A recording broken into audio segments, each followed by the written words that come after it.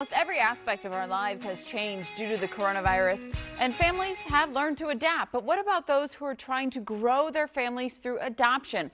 I asked an adoption expert, Nicole Witt. Nicole Witt, thanks so much for being here. This is something that many of us maybe didn't think about as being overly affected by COVID-19 when it comes to families that are hoping to adopt. What's been some of the biggest hurdles and roadblocks for them during this time?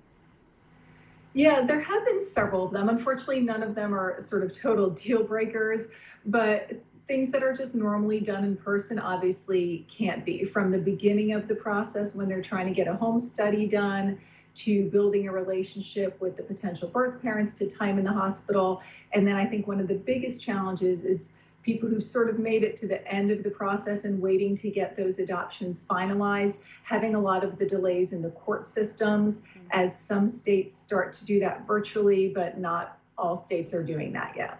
Right, so those that are in the process should keep going, pushing forward, and maybe those that were thinking about it and then this happened, you say there's still hope, like they could still go through with this, start pushing forward.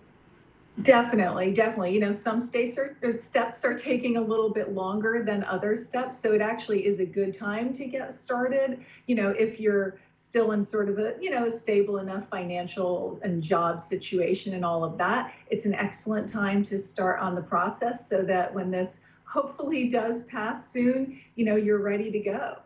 Right. And for adoptive parents and hopeful adoptive parents, what can you say to them just to navigate the emotions and the frustrations that they're experiencing? They were, pushing forward, excited for this new family member of theirs, and now it's just, it's a little bit harder to get there.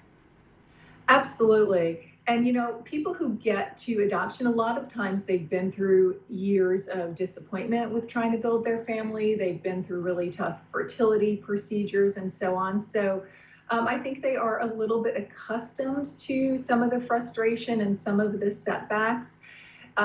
It's nice when adoption doesn't have that for them, but these days they're going to experience a little bit more than that. So just approaching it with the same flexibility and mindset that they've approached all the other steps of their family building process, knowing that this one is ultimately going to work for them. It's just going to take, a little bit of creative problem solving and some patience and flexibility. Now, I know adopting a family member is a big step and a big decision, but why is this so important for people to continue to consider?